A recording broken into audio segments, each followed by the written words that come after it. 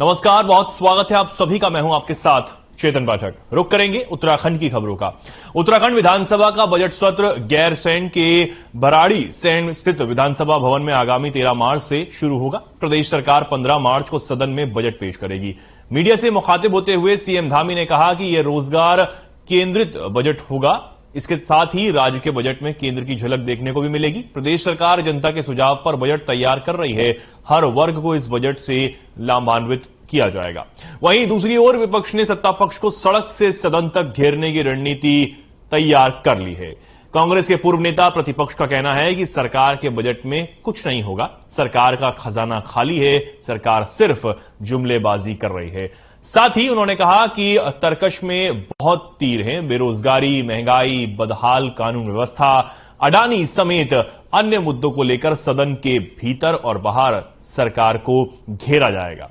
साथ ही आरोप लगाते हुए उन्होंने यह भी कहा कि सरकार ने विपक्ष के सवालों से बचने के लिए सत्र की अवधि को बेहद कम कर रखा है।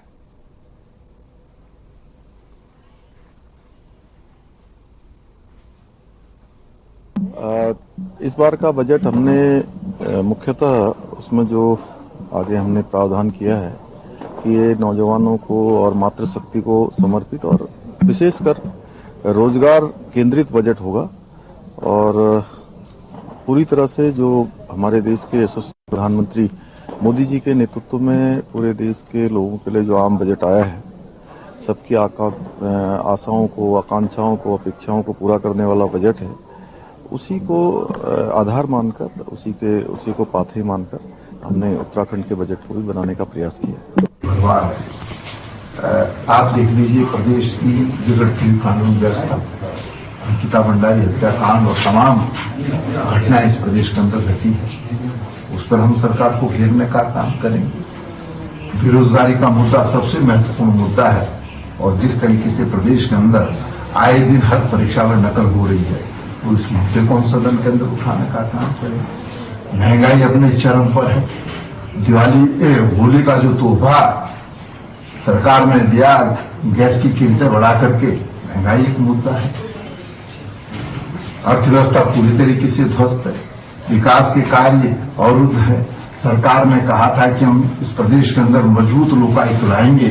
5 साल पहले के गुजर गए, 1 साल ये भी गुजर गया है। 6 साल में लोकायुक्त नहीं ला पाई सरकार। तो मैंने कहा ना कि तमाम मुद्दे हैं, विषय को लेकर हम सरकार को घेरने का काम करेंगे। सर ड्यूटी फिक्स हो अधिकारी और कर्मचारियों की और सरकार की, लेकिन सरकार लगातार बच रही है। कहीं वीआईपी का नाम सामने ना आ जाए, कहीं वो सफेद पोस्ट नेता का नाम सामने ना आ जाए जो हाकम सिंह और इनके मंडल अध्यक्ष का संरक्षक है। और एस राजू ने जो कहा है कि सफेद पोस्ट नेता मुझे जांच से रोक रहे हैं, वो बात कहीं खुल ना जाए, इस डर से सरकार सत्र लंबा नहीं चलाना चाहती है, जो बहुत गंभीर है। दूसरा, आप ही के प्रश्न पर एक बात मैं और कहना चाहता हूं। इन्होंने गैरसैंण को ग्रीष्मकालीन राजधानी बनाया। 2.5 साल में पहला सत्र हो रहा है, एक दिन का सत्र नहीं चला 2.5 साल में।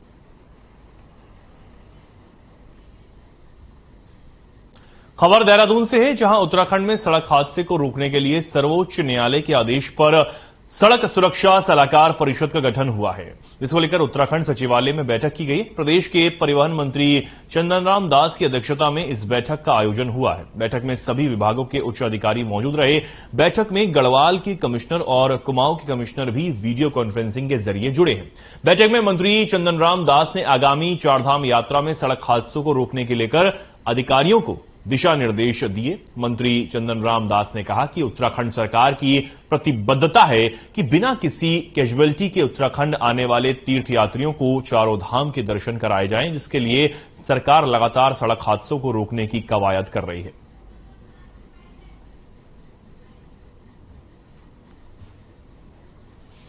माननीय सर्वोच्च न्यायालय के निर्देश पर राज्य सड़क सुरक्षा सलाहकार परिषद की आज बैठक थी, जिसमें सभी विभागों के अधिकारी और सचिवालय मौजूद थे। हमारी पहली प्राथमिकता प्रदेश में दुर्घटनाओं को रोकना, लोगों की जान माल की सुरक्षा करना, और यदि कोई दुर्घटना हो गई तो उसमें यात्रियों की जान कैसे बचाएं, यह हमारी प्रायोरिटी है। और हमारा मानना है कि ये महत्वपूर्ण बैठक इसलिए भी अति महत्वपूर्ण हो जाती है क्योंकि चार धाम यात्रा अगले माह से प्रारंभ हो रही है। हमने एनएच, पीडब्ल्यूडी, बीआरओ, एनएचआई सभी कार्यदायी संस्थाओं को आज बुलाया था। तो ब्लैक स्पॉटों का चयन, डिवाइडर लगाना, सीसी कैमरे लगाना और जो गड्ढा मुक्त सड़कों का निर्माण होना है उनको सुनिश्चित करने के लिए आज निर्देश जारी किए।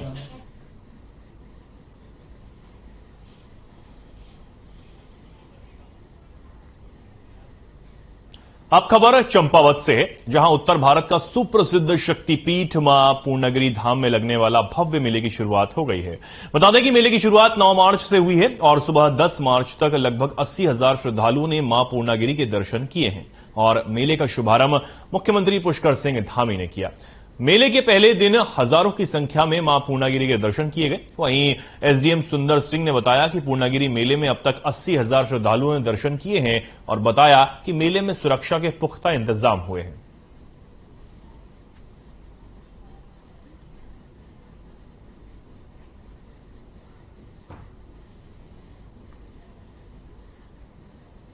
ये उत्तर भारत का बहुत विशाल मेला मां पूर्णागिरि का और 3 माह तक ये मेला चलता है। इसमें कल ऑनरेबल सीएम सर ने इसका इनॉग्रेशन किया है मेले का। तो कल प्रातः से और आज प्रातः तक लगभग 80,000 श्रद्धालुओं ने जो है मां के दर्शन किए हैं। हाँ, व्यवस्था तो इसमें मेले की से संबंधित जितने भी तैयारियां थी पूर्व में ही जो है उसको पूर्ण कर ली गई थी और इस तरह की कोई वो नहीं है कि अव्यवस्था है और मेला जो है शांतिपूर्वक चल रहा है।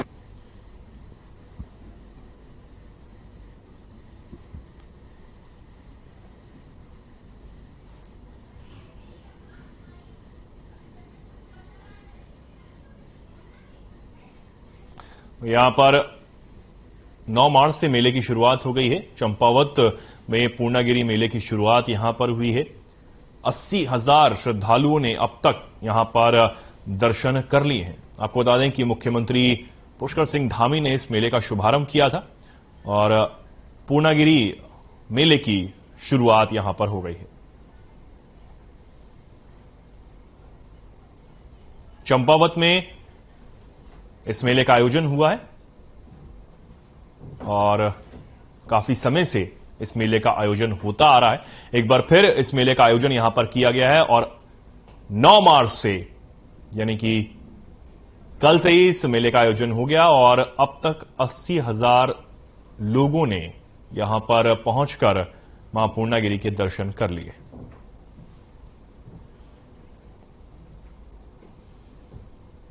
ग्राम्य विकास और पलायन निवारण आयोग की रिपोर्ट में हुए खुलासे से सरकार पर कई प्रश्न चिन्ह खड़े हो रहे हैं। 2018 से लेकर 2022 तक 4 सालों के भीतर 3,35,841 लोगों ने प्रदेश से पलायन किया है, जिसमें से 3,07,310 लोगों ने अस्थायी पलायन और 28,531 लोगों ने स्थायी पलायन किया है।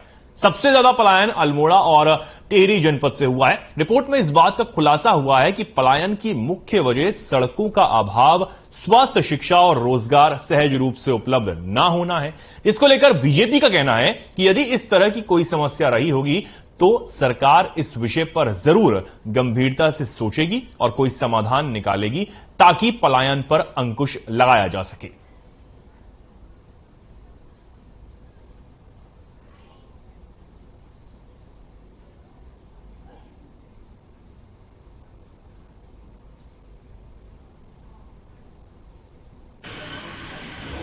नहीं, पलायन जो उत्तराखंड से नहीं हुआ है, कुछ पर्वतीय क्षेत्रों से लोग नीचे को आए हैं। इस तरह का पलायन की जो रिपोर्ट है कि जैसे कुछ लोग गांव से कस्बों में आ गए और कस्बों से लेकर के टाउन एरियाज में, टाउन एरिया से लेकर के बड़े महापालिकाओं में ऐसे लोग आ रहे हैं।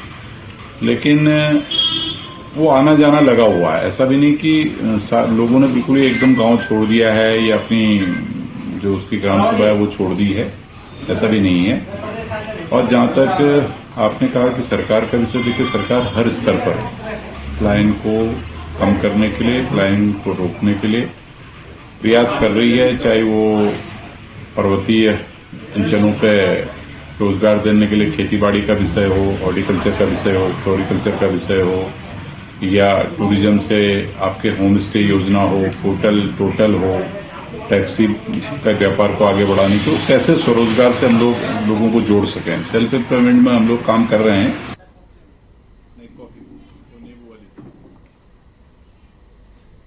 ऋषिकेश कोतवाली में नंदू फार्म में दिन दहाड़े एक घर के अंदर चोरी हो गई। चोर लाखों रुपए के सोना चांदी के जेवरात और नकदी लेकर फरार हो गए। मामले की जानकारी मिलते ही पुलिस मौके पर पहुंची और आसपास के लोगों से पूछताछ की गई। साथ ही घरों में लगे सीसीटीवी कैमरे की फुटेज को खंगाला गया और मामले की जांच शुरू करते हुए चोरों की तलाश और धरपकड़ शुरू कर दी गई है।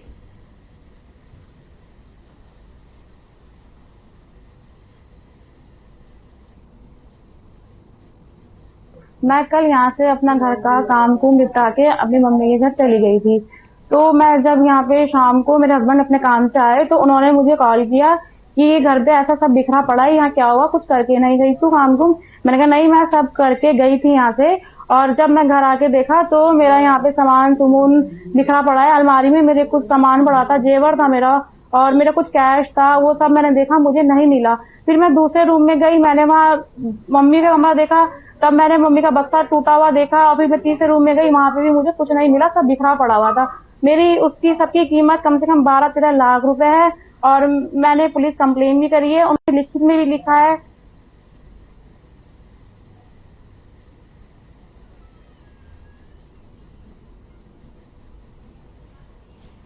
हरिद्वार पतंजलि वेलनेस में इलाज कराने आए मरीज ने छत से कूदकर आत्महत्या कर ली है। जानकारी के मुताबिक मृतक मानसिक रूप से बीमार था। आपको बता दें कि यूपी मैनपुरी के रहने वाला 42 वर्षीय राजीव कुमार इलाज कराने के लिए पतंजलि वेलनेस सेंटर आया हुआ था। थाना बहारदाबाद क्षेत्र का यह पूरा मामला है।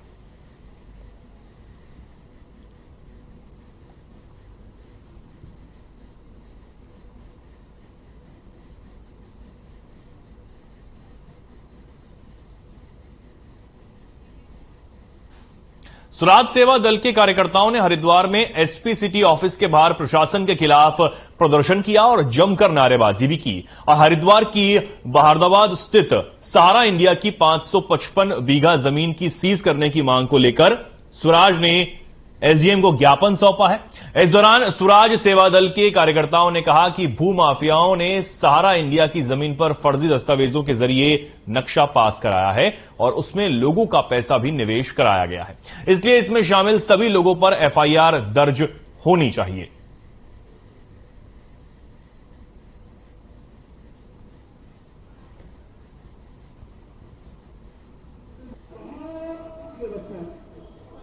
हरा की 555 बीघे जमीन बिक गई और प्रशासन को पता नहीं, अकेले जिलाधिकारी महोदय ने मोर्चा संभाल रखा है, उन्होंने उसको रोक लगा दिया और इनको 145 की कार्रवाई करनी चाहिए थी, प्रशासन को सीज करनी थी, निवेशकों को पैसा देना चाहिए था। पहला अधिकार उन उत्तराखंडियों का है जिन्होंने इस जमीन में पहले निवेश करा। आज जो भूमाफिया इन्होंने खरीद बेच दी, उस जमीन को खुर्द-बुर्द कर रहे हैं, हमारे उत्तराखंडी तो पैदल हो जाएंगे। आज मैं इन उत्तराखंडियों के हक हलालों की लड़ाई लड़ने के लिए इनके खिलाफ 420, 67, 68, 71, 120 भी आईपीसी में मुकदमा पंजीकृत कर। नहीं, देखिए, सहारा में इमीडिएटली जैसे ही शासन से लेटर आया उसी दिन उसमें डीएम साहब के द्वारा क्रय विक्रय पर रोक लगा दिया गया है और 555 टोटल बीघा जमीन है, जिसमें से कि 10 बीघा अभी तक सेल आउट हुआ है, बाकी लैंड सेल नहीं हुआ है। और जो कुछ पार्ट में उनके द्वारा आवासीय कॉलोनी डेवलप किया जा रहा है तो उसमें सेक्रेटरी एचआरडी को एज पर लॉ कार्रवाई करने का डायरेक्शन दिया गया है। और जो भी चीजें हैं वो जो पब्लिक है जिनके द्वारा पैसा इन्वेस्ट किया गया है उसकी प्रायोरिटी सबकी है।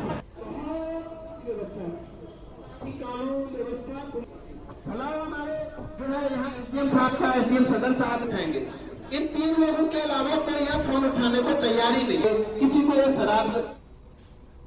अल्मोड़ा लोकसभा सीट के 4 जनपद अल्मोड़ा, पिथौरागढ़, चंपावत, बागेश्वर के कई ग्रामीण क्षेत्रों में आज भी मोबाइल सेवा नहीं है, जिससे इन लोगों को आज के इस दौर में काफी कठिनाइयों की समस्या को लेकर अल्मोड़ा पिथौरागढ़ के सांसद अजय भट्ट ने दूर संचार सलाहकार समिति की एक समीक्षा बैठक ली है और इन क्षेत्रों में जल्द मोबाइल टावर लगाने के निर्देश दिए हैं।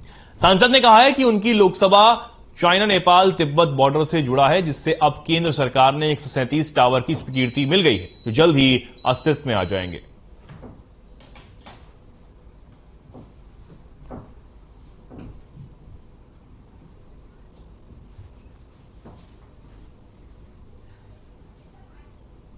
भारत सरकार के अंतिम गांव तक पहुंचने के लिए आज एक समीक्षा बैठक के रूप में सलाहकार समिति की बैठक हो रही है। अभी बहुत अच्छा काम भारत सरकार के माननीय प्रधानमंत्री के एफर्ट्स से जिसे हुआ है, और खासतौर पर मेरी लोकसभा क्षेत्र जो 2-2, 3-3 बॉर्डर से है, नेपाल, चाइना, तिब्बत के बॉर्डर से, जहां पर नेटवर्क की बहुत बड़ी प्रॉब्लम है, संचार की सुविधा को भी बहुत कष्ट है, कि हमारे फर्स्ट फेज में अभी जो है 137 टावर हमारे लगने, दूसरे सेकेंड फेज में 45 टावरों को हमने लगाना है। अब ऐसे कुल मिलाकर के लगभग 250 टावर हमारे लगेंगे और 127 लैंड एरिया हमने चयनित कर लिए, जिसमें बीटीएस लगने हैं, टावर लगने हैं। और 127 में भी उत्तराखंड सरकार का बहुत हम आभार व्यक्त करते हैं और कहीं पर भारत सरकार का भी बहुत आभार व्यक्त करते हैं कि उनके माध्यम से हमको जमीनें उपलब्ध करा दी गई हैं और सभी जमीनों का सर्वे हो गया है।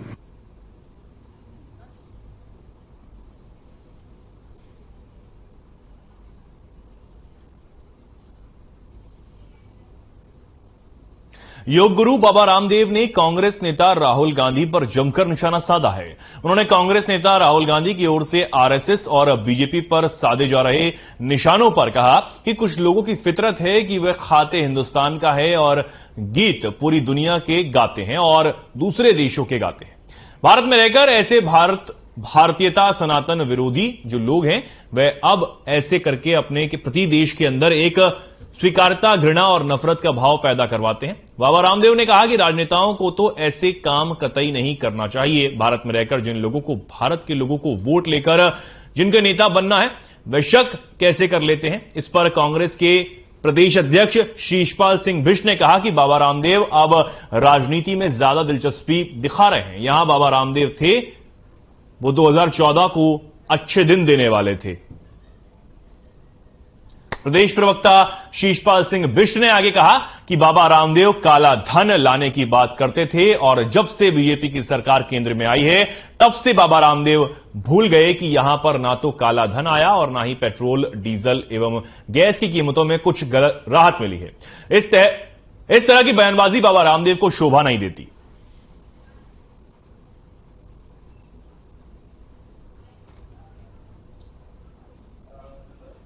देखिए, बाबा रामदेव योग गुरु से ज्यादा जो है देश की राजनीति में शायद ज्यादा इंटरेस्ट ले रहे हैं और लोग भूले नहीं हैं कि 2014 से पहले यही बाबा रामदेव थे जो देश को अच्छे दिनों का सपना दिखाते थे। 30 रुपए में जो है पेट्रोल डीजल बेचते थे, जो काला धन देश में लाने की बात करते थे। और जब से भारतीय जनता पार्टी की सरकार केंद्र में आई, तब से वो काला धन भी भूले हैं, सस्ता तेल भी भूले हैं।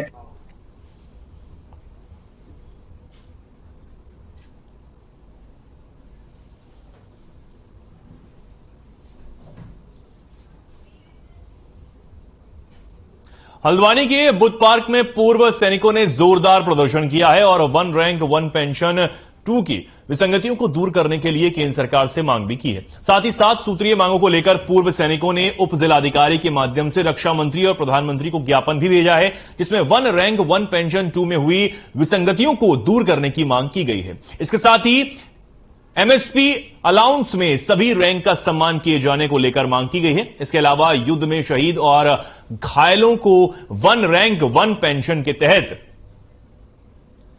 वृद्धि का लाभ दिए जाने की मांग उठाई गई है।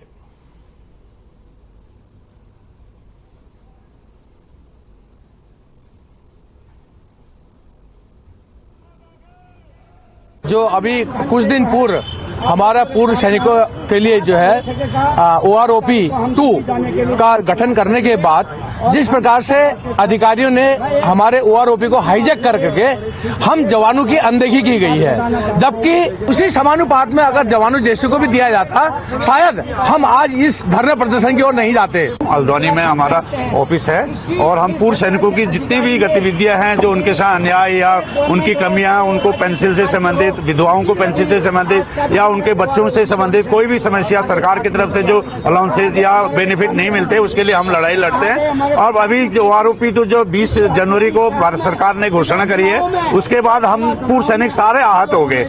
आहत इसलिए हुए कि उसमें जो हमको मिलना चाहिए था, हमने 2014 को जो मिला उसमें भी हम लोग असंतुष्ट थे। हम सब ज्ञापन देंगे OROP के संबंध में जो जनता धरना प्रदर्शन चल रहा है, MSP का मुद्दा है, OROP का मुद्दा है, बहुत सारे मुद्दे हैं। उन मुद्दों को लेकर के उनकी जो विसंगतियां हैं उनके बारे में हमारे साथ अन्याय हुआ है।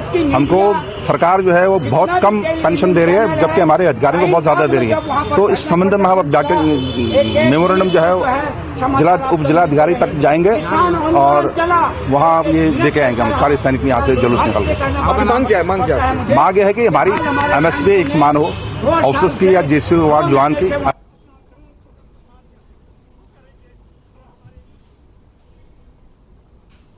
लालकुआं में RTI कार्यकर्ता सतीश कुमार ने स्थानीय कोतवाली में तहरीर दी है, जिसमें परवेज खान के विरुद्ध FIR दर्ज की गई है, जिसके तहत कार्रवाई करते हुए परवेज खान को गिरफ्तार भी कर जेल भेज दिया गया है। वहीं मामले पर जानकारी देते हुए RTI कार्यकर्ता सतीश कुमार ने बताया कि उक्त फर्जी इंश्योरेंस प्रकरण में 528 वाहनों को ब्लैक लिस्ट करने के बाद कुछ वाहन स्वामी इसके लिए उसे जिम्मेदार मानते हुए उसके प्रति रंजिश रख रहे हैं, जिससे उस जान माल का खतरा भी बना हुआ है।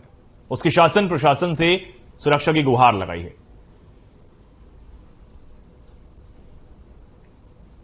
यहां पर प्रशासन से सुरक्षा की गुहार लगाई गई है। साथ ही साथ पुलिस ने अब आरोपी को गिरफ्तार भी कर लिया है। RTI कार्यकर्ता को यहां पर धमकी मिलने का यह मामला निकलकर सामने आया है, जहां पर सुरक्षा की गुहार अब प्रशासन से लगाई गई है। हालांकि पुलिस ने इस मामले में गिरफ्तारी भी की है।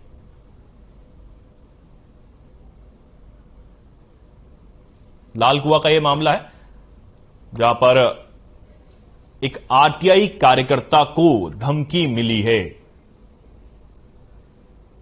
उसने प्रशासन से अपनी सुरक्षा की गुहार लगाई है, परिवार की सुरक्षा की गुहार लगाई है। साथ ही साथ इस मामले में पुलिस ने अभी तक एक आरोपी को गिरफ्तार कर लिया है।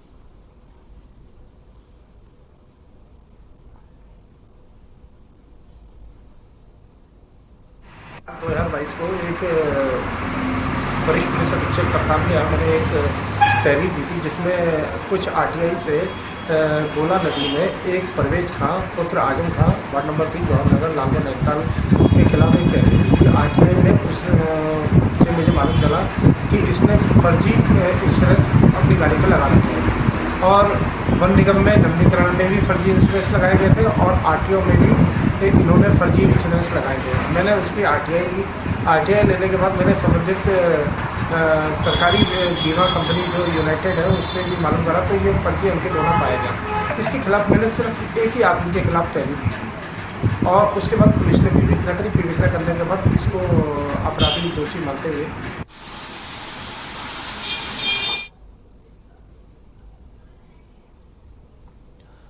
यहां पर RTI कार्यकर्ता को धमकी मिलने का यह मामला है, जहां पर पुलिस प्रशासन से अब उसने सुरक्षा की गुहार लगाई है। हालांकि पुलिस ने इसमें अब तक गिरफ्तारी कर ली है। लगातार ऐसे मामले निकलकर सामने आते हैं, लेकिन अब एक बार फिर यह मामला निकलकर सामने आया है, जहां पर RTI कार्यकर्ता को धमकी मिली है।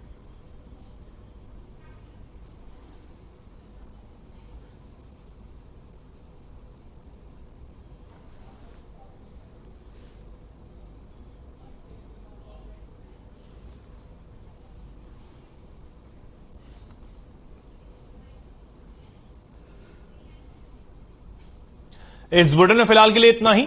नमस्कार।